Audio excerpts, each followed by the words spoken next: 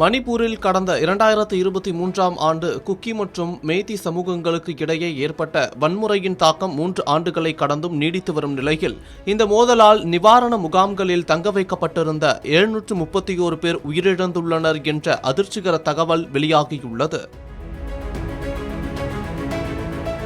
தகவல் அறியும் உரிமை சட்டம் RTI மூலம் பெறப்பட்ட இந்த தகவல் மணிப்பூரில் நிலவும் மனிதாபிமான நெருக்கடியின் தீவிரத்தையும் ஆயிரக்கணக்கான மக்கள் இன்னும் இயல்பு வாழ்க்கைக்கு திரும்ப முடியாத நிலையையும் வெளிச்சத்திற்கு கொண்டு வந்துள்ளன. வடகிழக்கு மாநிலமான மணிப்பூரில் பெரும்பான்மையாக இருக்கும் மெய்தி இன மக்கள் கடந்த 2023ஆம் ஆண்டு தங்களுக்கு பழங்குடியின அந்தஸ்து கோரி போராட்டங்களில் குதித்தனர். இதை எதிர்த்து குக்கி பழங்குடியினர் பேரணி நடத்தினர். அந்த அமைதி பேரணியில் கலவரம் பிடிக்க அதன் பிறகு வன்முறை காடானது மணிப்பூர். இந்த வன்முறையில் கலவரங்களும் தீ வைப்பு சம்பவங்களும் அரங்கேறின.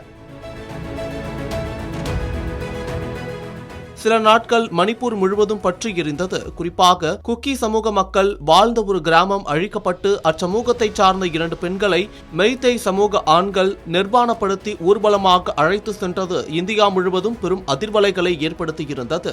மேலும் இந்த இன மோதல்களில் 250க்கும் மேற்பட்டோர் உயிரிழந்த நிலையில் கிட்டத்தட்ட 60,000 மக்கள் தங்கள் உயிரை காப்பாற்றிக் கொள்ள சொந்த ஊரை விட்டு வெளியேறும் நிலை ஏற்பட்டது. இவர்களில் பெரும்பாலானோர் மணிப்பூர் மாநிலம் முழுவதும் அரசால் அமைக்கப்பட்ட நிவாரண முகாம்கள் மற்றும் தற்காலிக தங்கும் இடங்களில் தங்க வைக்கப்பட்டனர். இந்த நிலையில் பலர் 3 ஆண்டுகள் கடந்தும் இயல்பு வாழ்க்கைக்கு திரும்ப முடியாமல் முகாம்களில் தவித்து வருகின்றனர். இந்த சூழலில்தான் மணிப்பூரைச் சேர்ந்த எழுத்தாளரும் சமூக செயற்பாட்டாளருமான ஹரேஷ்வர் கோஸ்வாமி தகவல் அறியும் உரிமை சட்டத்தின் மூலம் நிவாரண முகாம்களில் தங்க வைக்கப்பட்டவர்கள் குறித்து எழுப்பிய கேள்விகளுக்கு அம்மாநில உள்துறை அமைச்சகம் அளித்துள்ள பதில்கள் அதிர்ச்சியை ஏற்படுத்தியிருக்கிறது. வன்முறையால் இடம்பெயர்ந்து நிவாரண முகாம்கள் மற்றும் தற்காலிக குடியிருப்புகளில் தங்கியிருந்த 731 பேர் கடந்த 3 ஆண்டுகளில் உயிரிழந்துள்ளனர் என்றும் தற்போது கூட 43,000க்கும் மேற்பட்ட மக்கள் தங்கள் சொந்த வீடுகளுக்கு திரும்ப முடியாமல் நிவாரண முகாம்களிலேயே வாழ்ந்து வருகின்றனர் என்றும் அந்த அறிக்கை கூறியிருக்கிறது.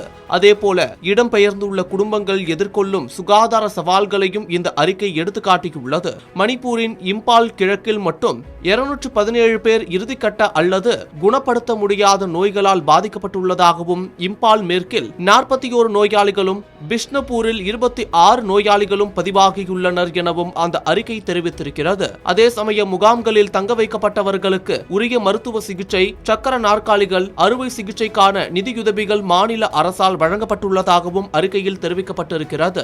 இவ்வாறு மணிப்பூர் கலவரம் நடந்து 3 ஆண்டுகளை கடந்துவிட்ட நிலையிலும் அம்மாநில மக்கள் இன்னும் முழுமையாக இயல்பு நிலைக்கு திரும்ப முடியாமல் தவித்து வருகின்றனர். ஆயிரக்கணக்கானோர் நிவாரண முகாம்களில் வாழ்க்கையை தொடரும் சூழல் நீடித்து வரும் நிலையில் மறுவாழ்வு, பாதுகாப்பு மற்றும் சமூக நல்லிணக்கத்தை உறுதி செய்யும் நடவடிக்கைகள் அரசு விரைவுபடுத்த வேண்டும் என்பதே மக்களின் எதிர்பார்ப்பாக இருக்கிறது.